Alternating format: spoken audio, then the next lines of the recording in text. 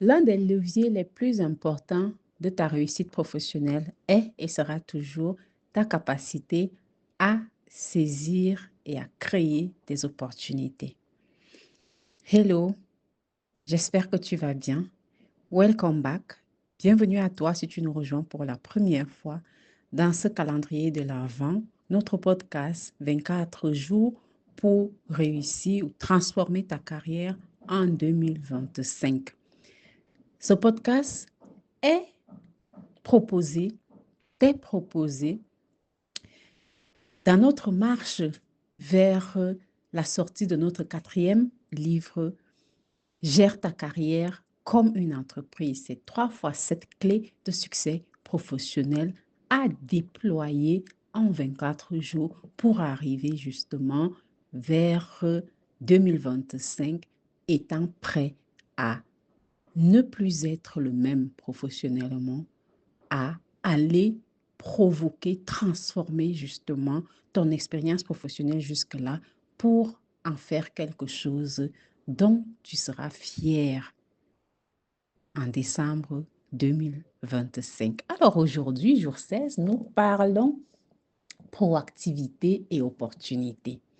Oui, dans ta démarche gestion de carrière, tu ne dois pas juste t'asseoir et attendre que une chance apparaisse. Non, il s'agit d'aller anticiper les besoins du marché, les besoins des clients, les besoins des employeurs, les besoins des collaborateurs, les besoins du manager pour justement proposer des solutions auxquelles personne ne pense pas encore. Parce que justement, tu as anticipé le problème. Donc, la plupart des gens ne voient même pas qu'il y a déjà un problème. Et donc, toi, tu vas penser aux solutions à ces problèmes-là pour que ces problèmes-là n'apparaissent pas ou ne deviennent pas problématiques pour l'organisation ou pour les clients. Et du coup, dans cette posture active, une posture offensive, une posture agissante dans ta gestion des carrières, tu ne vas pas être passif ou attentiste. Tu vas être dans l'action.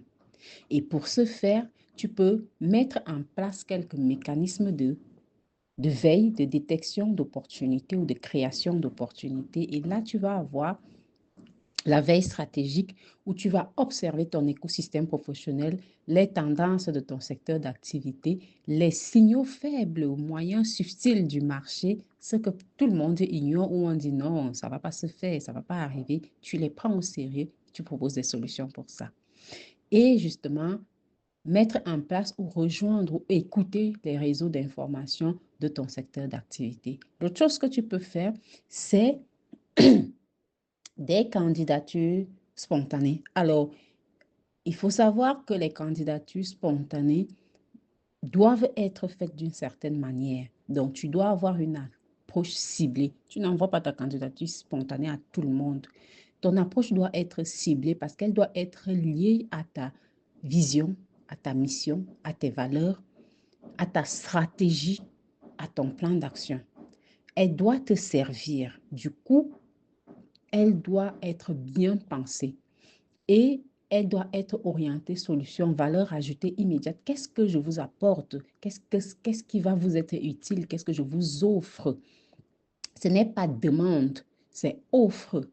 Je ne me rappelle pas la dernière fois que j'ai écrit demande d'emploi, par exemple, quand je postulais pour des entreprises, je ne me rappelle pas la dernière fois que j'ai écrit demande d'emploi. Non, même quand j'écrivais une lettre de motivation, j'écrivais offre de service, offre de compétences, offre d'expertise, pas demande d'emploi. Non, je ne suis pas en train de demander. Tu n'es pas en train de demander, tu es en train d'offrir. Du coup, offre quelque chose que les gens veulent, vont vouloir avoir, une valeur ajoutée immédiate. Et ça te permet de personnaliser tes demandes, tes candidatures. Ça te permet également d'avoir une approche relationnelle qui est pensée, qui est stratégique et à laquelle les organisations vont être sensibles. Donc, si tu te décides à faire des candidatures spontanées, que tu sois employeur, que tu sois entrepreneur ou salarié, il faut t'assurer justement d'intégrer ces différents éléments. Alors, bien évidemment, tu vas devoir faire preuve aussi d'intelligence contextuelle, donc comprendre les besoins cachés des individus, des organisations, aller identifier les problèmes avant qu'ils n'émergent et donc proposer des solutions que les gens n'attendent pas ou auxquelles les gens n'ont pas encore pensé. Ça te met en avant-première et ça te permet justement de pouvoir créer toi-même les opportunités auxquelles tu aspires. Ne pas attendre qu'on t'invite à dîner. Tu peux organiser un dîner et inviter les gens. C'est un conseil que quelqu'un m'a donné et que je n'ai plus jamais oublié. Alors, du coup, dans ta boîte à outils pour activité, tu vas pouvoir justement y mettre des méthodes de recherche, des méthodes de création concrètes.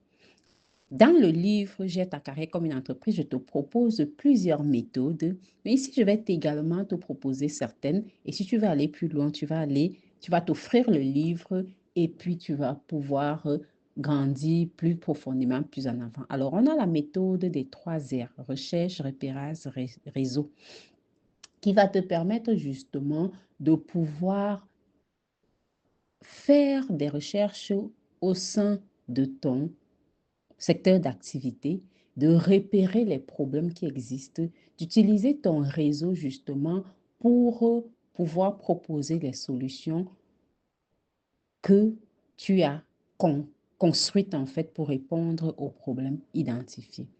Tu as également la technique job crafting si tu es salarié. Eh bien, comment est-ce que tu peux rêver, trouver ton emploi idéal si tu ne t'es jamais assis pour définir ton emploi idéal?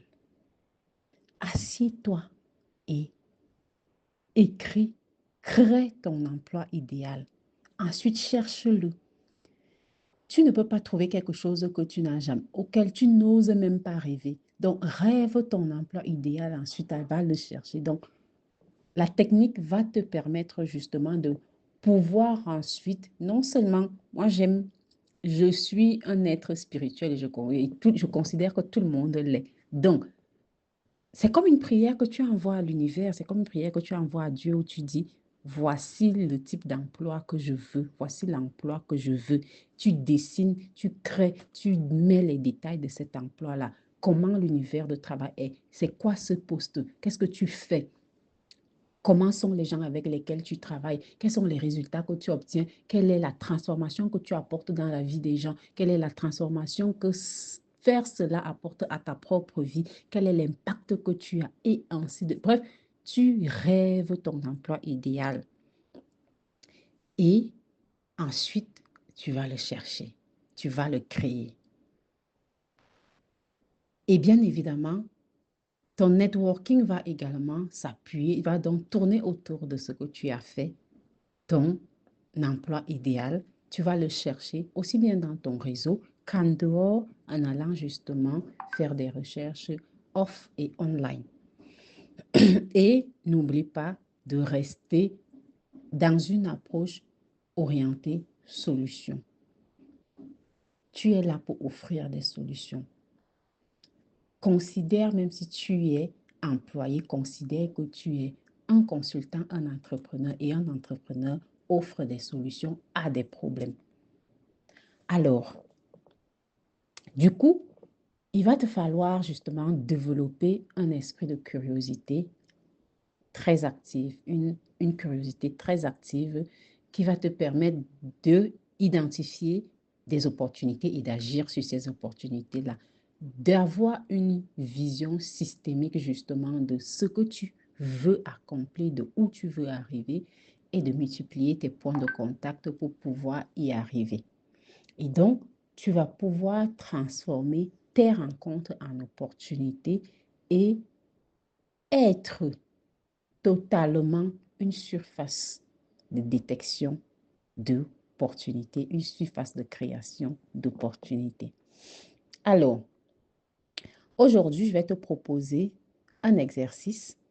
Ta mission, si tu l'acceptes, c'est de pouvoir identifier 5 entreprises dans ton secteur d'activité cible au sein desquelles tu pourrais travailler ou tu aimerais travailler.